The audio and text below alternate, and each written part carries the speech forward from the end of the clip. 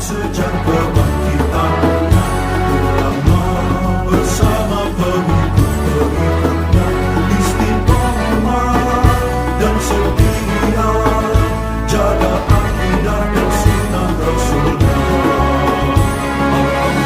Alhamdulillah segala puji baginya, ulama bersama pengikut-pengikutnya istiqomah dan setia, menjaga agama Nusa dan bangsa.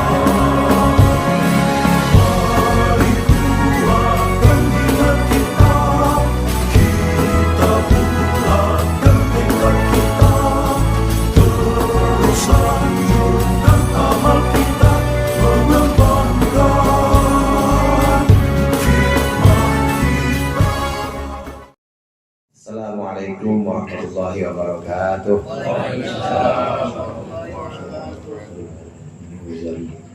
Al-Fatihah. A'udzu billahi minasyaitonir rajim. Bismillahirrahmanirrahim. Alhamdulillahirabbil alamin. Ar-Rahmanir Rahim. Maliki yaumiddin. Iyyaka na'budu wa iyyaka nasta'in. Ihdinas siratal mustaqim. Shiratal ladzina an'amta 'alaihim ghairil maghdubi 'alaihim waladdallin. Amin. Bismillah, walhamdulillah, wassalatu wassalamu ala sayyidina Muhammadur Rasulillah wa ala alihi wa ashabihi wa man tabi'ahu wa jama'atah wa la hawla wa la quwwata illa billah. Amma ba'du. Para ustaz, para hujjaj, para sesepuh dan segenap jamaah Majelis Taklim Al-Hidayah yang berbahagia, alhamdulillah malam hari ini kita lanjutkan kembali pengajian kita. Pertama-tama saya ingin mengucapkan mohon maaf karena keterlambatan.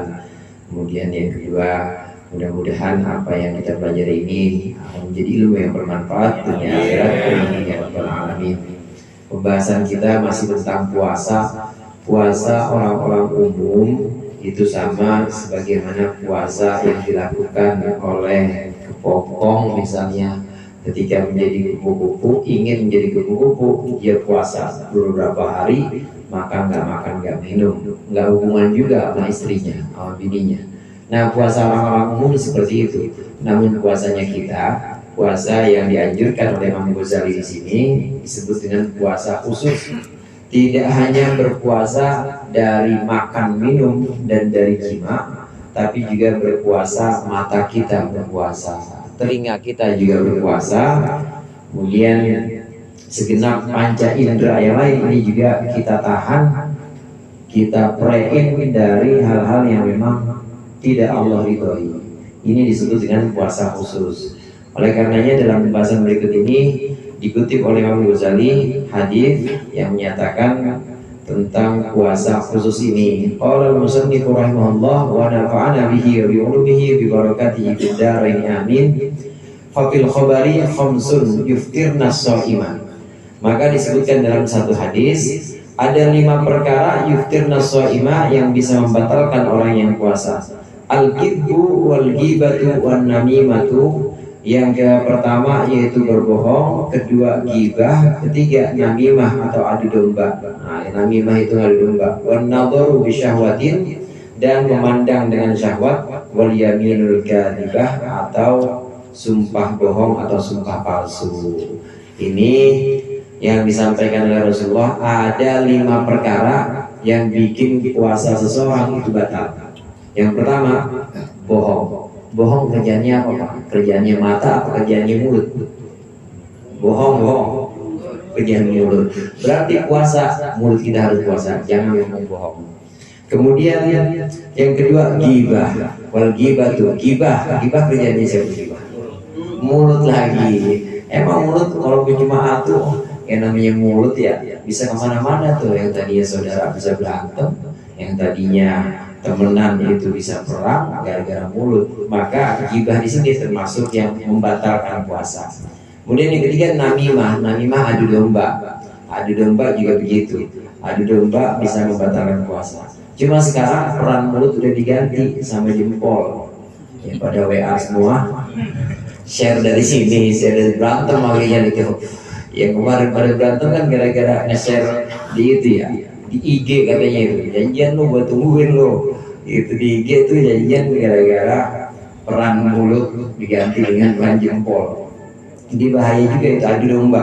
Kemudian wan nadharu bi syahwatin, memandang dengan syahwat. Ini memandang dengan syahwat juga membatalkan puasa juga. Yuftirna as-shaim, membatalkan puasa. Kemudian wal yaminul kadhibah, sumpah palsu. Kebanyakan memang dari mulut ini. Oleh karenanya pembahasan kemarin betul sekali bahwa puasa kita harus puasa orang-orang khusus, puasa khusus yang derajatnya lebih tinggi. Jadi mata kita puasain dari memandang sesuatu yang Allah nggak ridho, memandang dengan syahwat terhadap sesuatu yang memang Allah haramkan, dengan syahwat terhadap sesuatu yang Allah haramkan, mandang orang lain, mandang perempuan atau mandang apapun itu yang Allah nggak ridho, ini bisa membatalkan puasa. Kemudian yang selain pandangan itu mulut yang lainnya. Yang lainnya mulut seperti sumpah palsu, jangan bohong, jangan bersumpah, sumpahnya sumpah palsu. Ini membatalkan puasa. Jamaah rahimakumullah, ini hadis kalau menurut apa yang dipegang oleh Sayyidatina Aisyah, Ummul Mukminin, yaitu ibunya orang-orang mukmin, istri Rasulullah, Sayyidatina Aisyah, Siti Aisyah. Ini memang menurut apa yang dipegang oleh Siti Aisyah, ini hadis dinyatakan bahwa orang yang puasa dia bohong, batal. Orang puasa dia sumpahnya palsu, batal. Orang puasa dia gibah, batal seperti itu juga. Ini menurut yang dipegang oleh Siti Aisyah. Namun menurut Imam Syafi'i dan juga ulama-ulama Syafi'i lain dan juga Imam Ahmad bin Hanbal termasuk, yang dimaksud dengan membatalkan puasa di sini membatalkan pahala puasa. Jadi puasanya nggak ada pahalanya. Lapar bang, lapar. Aus ya, aus. Pahalanya orang, nggak ada pahalanya udah. Jadi dihitung sehari dari subuh sampai maghrib sama-sama lapar kayak orang-orang, sama-sama aus, cuma dia nggak ada pahala. Gara-gara apa? Gara-gara ghibah, gara-gara sumpah, gara-gara bohong, gara-gara sumpah bohong dan gara-gara bicara bohong. Begitu juga mandang dengan syahwat. Ini menurut ulama Syafi'i. Jadi yang batal itu adalah pahalanya. Pahalanya hilang. Bagaimana puasanya? Ya puasanya sah. Dia nggak perlu qadha, nggak wajib bayar puasa, utang puasa, tapi pahalanya hilang gitu aja. Cuma kalau pahalanya hilang gitu aja, ya sayang kita puasa. Udah sama-sama lapar, udah orang kira juga bisa puasa mencapai hasil atau tujuan puasa itu menjadi orang yang bertakwa, ternyata nggak ada hasilnya sama sekali. Maka puasa kita bukan hanya puasa lapar, haus dan jima, tapi harus puasa juga indra kita. Wa qala sallallahu alaihi wasallam, innamas shaumu junnatun fa idza kana ahadukum shaiman fala yarfuth. Kata Rasulullah, sesungguhnya puasa itu adalah perisai. Fa idza kana ahadukum shaiman, maka ketika seorang dari kalian puasa, fala yarfuthu, maka janganlah dia berkata bohong. Yarfuth itu berkata buruk. Wala yafsuku, dan juga dia jangan fasik. Maksudnya fasik ini jangan dia berbuat melanggar agama. Wala yajhalu, dan dia tidak membodoh-bodohkan orang. Fa ini mur'un qatalahu aw syatamahu, kalau ada orang ini mengajak dia berkelahi atau memisuh atau mencaci dia, falyakul inni shaimun, maka hendaklah dia mengucapkan saya puasa. Ini hadis Rasulullah, sabda Rasulullah. Puasa itu kayak perisai. Tahu perisai Pak? Tameng. Kalau zaman dulu orang perang itu kalau ada tamengnya, itu pedang kayak tajam kayak apa juga nggak bakal tembus. Bisa-bisa pedang yang patah. Ya kalau tamengnya cakep, ya pedang nggak ada yang tembus, bisa patah malah pedangnya. Peluru juga nggak tembus, namanya tameng. Demikian juga puasa. Puasa itu seperti tameng kata Rasulullah. Puasa itu seperti tameng yang bisa mematahkan pedang-pedang hawa nafsu, seperti perisai yang bisa mengalihkan peluru-peluru hawa nafsu. Karena yang dipegang atau yang dituju, yang dikunci oleh puasa itu adalah hawa nafsu kita. Kalau hawa nafsunya udah nggak kerja, dilemahkan, udah nggak bisa apa-apa, udah nggak bisa menggoda atau udah nggak bisa berbuat apa-apa. Orang lagi puasa, terus diajak misalnya jalan-jalan di Bang kemana? Ke sana, ke Tamrin City misalnya, ke Tamrin City. Enggak, malas, capek banget. Nggak jadi tuh ya, tadinya di mobil dia bisa lihat orang yang tadinya ini bisa mampir kemana. Tamrin City mampir dulu, mampirnya ke Jompongan. Jompongan ada enak tuh soto di situ. Banyak semuanya yang kira-kira kemungkinan yang kira-kira bisa membujuk maksiat itu hilang. Gara-gara apa? Gara-gara udah malas mau ngapa-ngapain, pengennya di rumah aja baca Quran, ada deres, kemudian sholat, udah itu aja. Karena yang dikunci hawa nafsunya.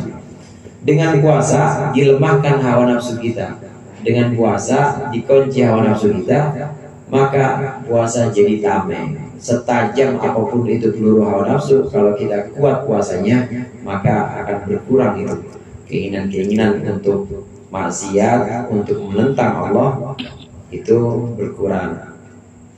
Orang yang pemuda atau orang laki-laki yang belum nikah itu juga dianjurkan puasa. Amin. Puasa. Puasa. Tapi kalau kira-kira udah mampu ya nikah lah, nggak apa-apa. Nikah, kalau enggak puasa kata Rasulullah. Karena puasa itu bisa mengekang hawa nafsu, yang dikunci itu nafsunya, sehingga tidak bisa berbuat apa-apa. Kalau kita lagi puasa, maka jangan berkata jelek. Berkata jelek di sini maksudnya ya mencaci maki orang, termasuk ghibah, itu berkata jelek. Termasuk adu domba, bilang sama tetangganya, lu kemarin dikatain lu, katanya bini lu nggak pantas aja kondangan, di orang diadu domba, nggak boleh. Ketika kita lagi puasa, layar pun jangan berkata yang jelek-jelek. Kemudian juga jangan melanggar syariat. Layar sub di sini tidak pasti, maksudnya jangan melanggar syariat. Yang harusnya kita sholat subuh, sholat zuhur, ya sholat subuh jangan ditinggalin subuh zuhur ya. Kalau perlu tambahin. La yajhal di sini maksudnya tidak berbuat bodoh, jangan kayak orang bodoh ya, teriak-teriak, kemudian manggil-manggil orang dan lain sebagainya yang kira-kira itu tidak seperti orang yang diajarkan oleh tuntunan Rasulullah.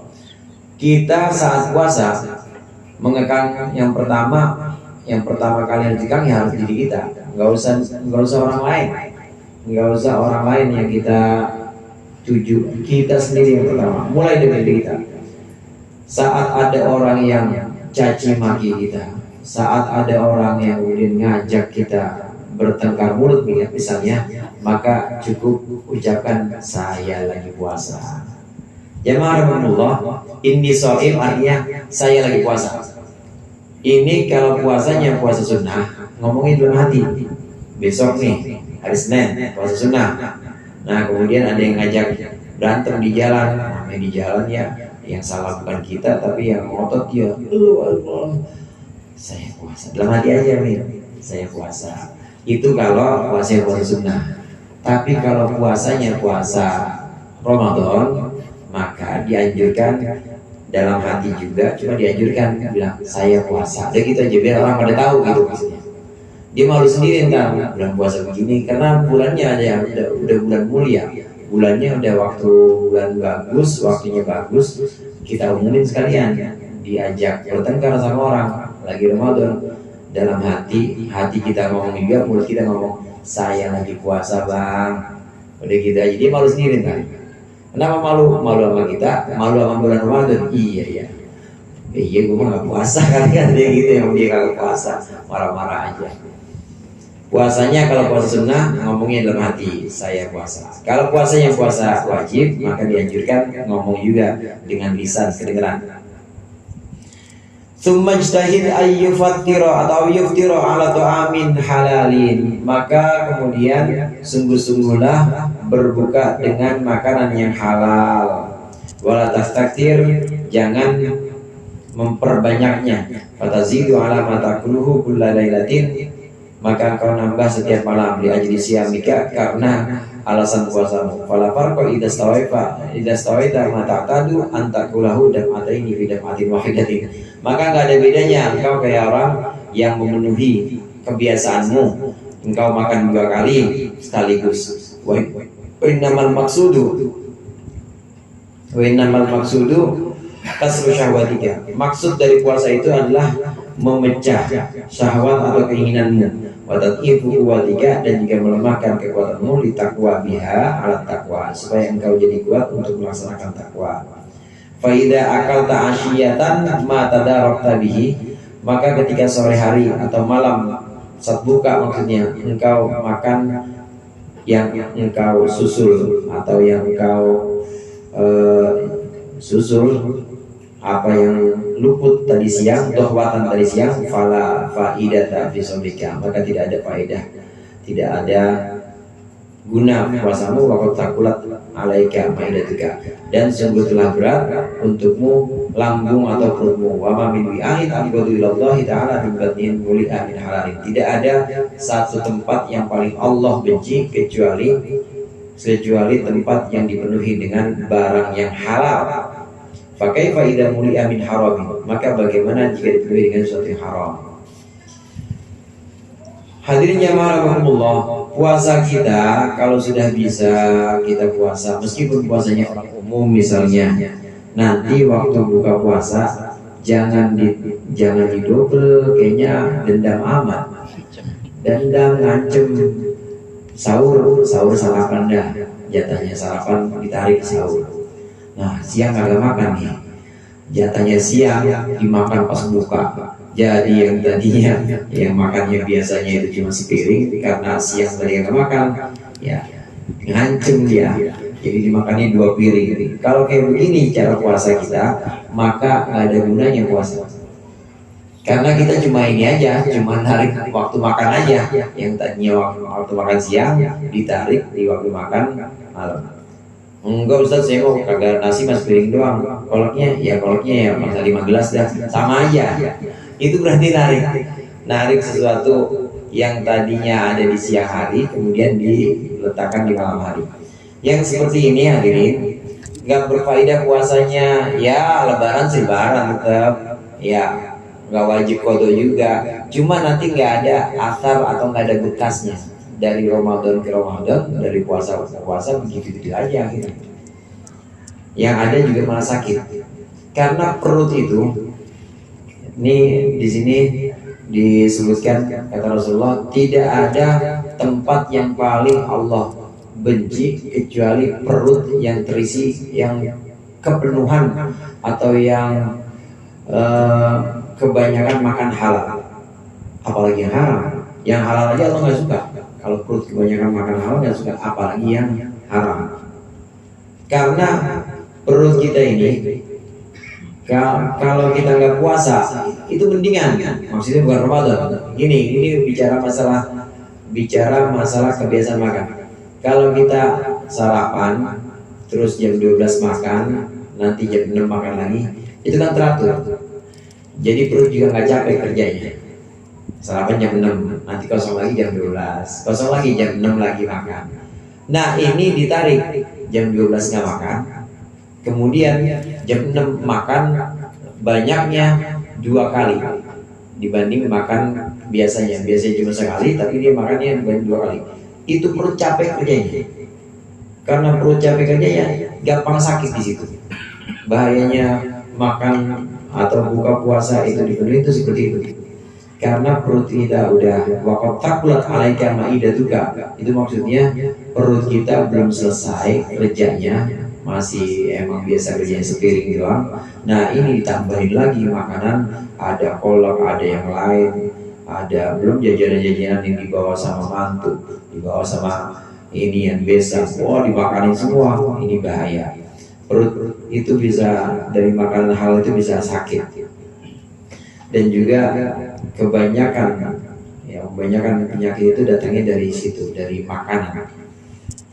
Jemaah rahimakumullah, yang diajarkan oleh Rasulullah itu sepertiga buat makan, sepertiga buat minum, sepertiga buat napas, berudara.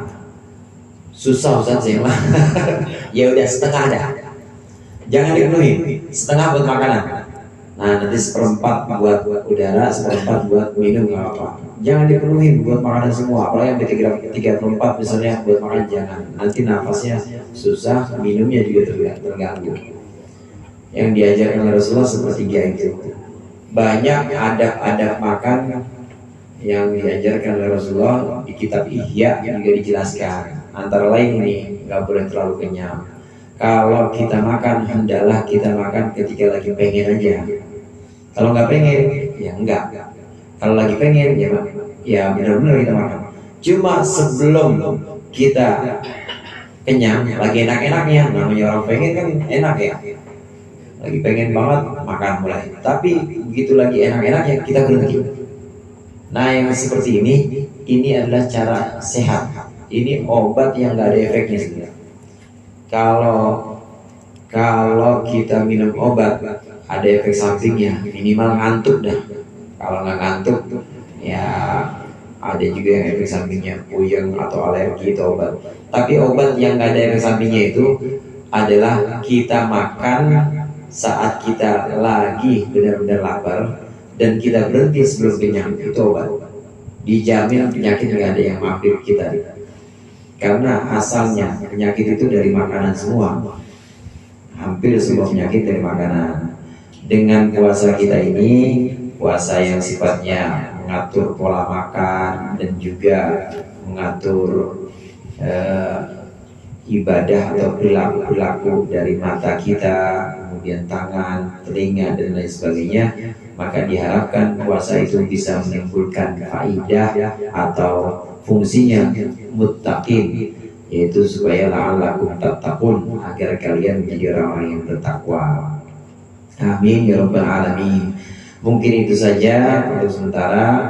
Dikurangnya saya mohon maaf. Wallahul muwaffiq ila aqwamit thoriq. Assalamualaikum warahmatullahi wabarakatuh.